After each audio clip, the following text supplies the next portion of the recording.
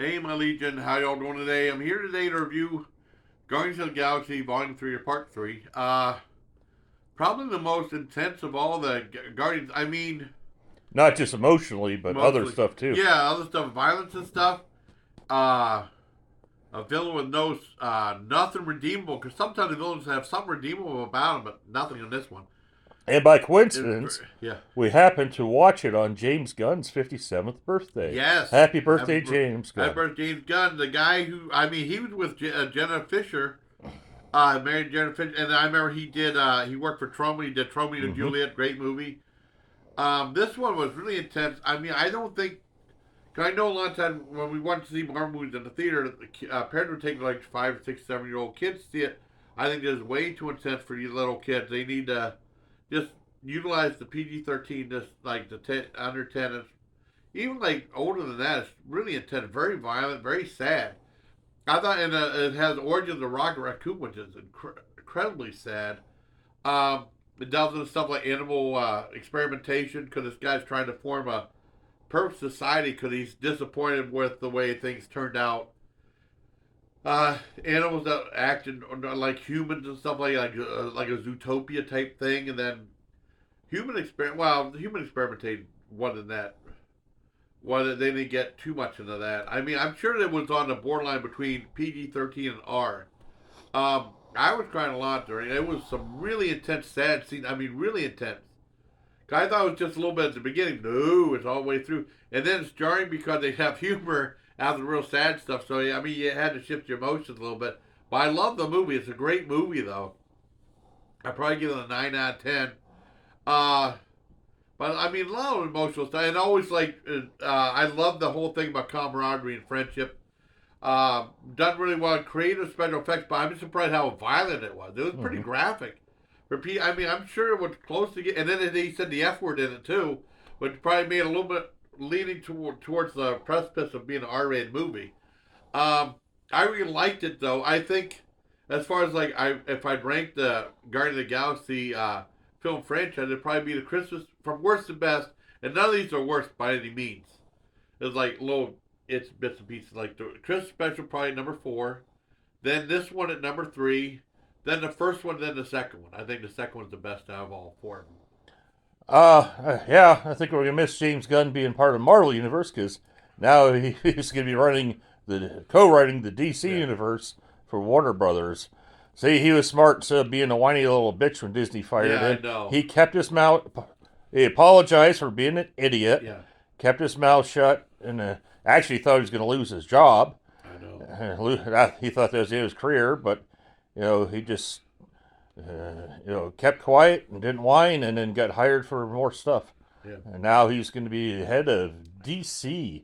So goodbye, Schneiderverse. Yeah. Hello, Gunverse. Denver. But I mean, I still think he's a brilliant director. I mean, it's really tight to walk that tightrope between incredibly sad, I mean, heartbreakingly sad, and comedy. Right. And now They're the his same his breath, first one for the his DC universe is going to be Superman. Oh man, Superman. that'd be cool. And try to find something kind of that really Yeah. hasn't. Yeah. I don't know if it's going to be something a little different than what we've seen Yeah. before. I So don't know. Oh, Superman. I don't know if anyone knows Laurie Anderson. That's a weirdly obscure reference joke.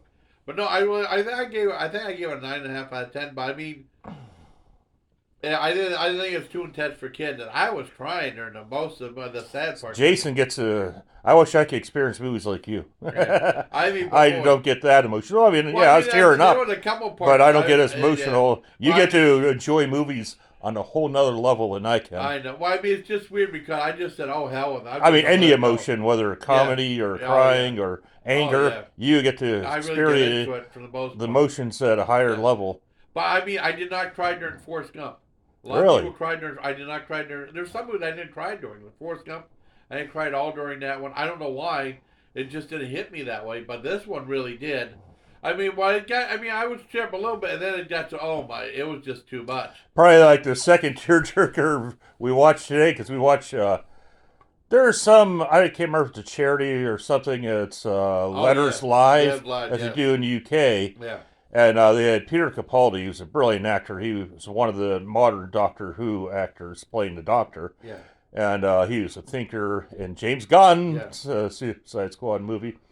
But he wrote a letter, read a letter written by a guy, soldier in World War One, a guy who wrote to his wife about the Christmas truce, where both sides on Christmas Eve decided, they're in the trenches, decided to stop fighting and kind of go out and exchange pleasantries, help bury each other's dead and stuff like that, even though they knew after Christmas is over they'd be trying to kill each other again. I know that. And that, boy, just his delivery too. Yeah. And then you get all these actors to read his letters, and and it's good because of the delivery. Like there's one with what's his name? Waititi. Him. Waititi, Yep, and Keegan Michael Key, who did one that was funny, and then Peter Capaldi's. He just really delivered the motion of that letter, and boy, just you think of that in the middle of a war, then all of a sudden these two small groups decided to have a peaceful for Christmas, and it's just amazing.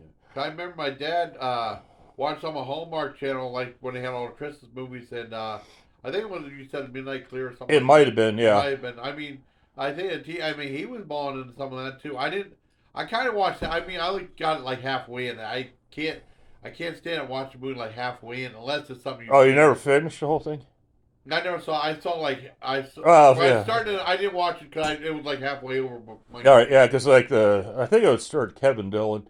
The one I saw with another friend of ours, and it was really good. I'm sure it is good. I mean, I just never finished watching it. People probably forgot about Kevin.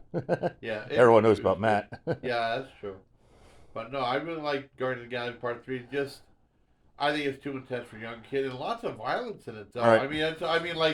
Like bloodshed. Just like I was kind of taken out whenever like that the alligator bit off Loki's hand. I think Loki's hand or someone's hand. And see, wow, kind of jarring when you see violence like that. Usually it's the stylized violence, but you see stuff where like slicing and like ripping dicing. And stuff like dicing and stuff. I was surprised. I had to run on the cusp of being reading R. So if you like the video, everybody, till next time, please take care of my legion. Ring the bell. Ring the bell.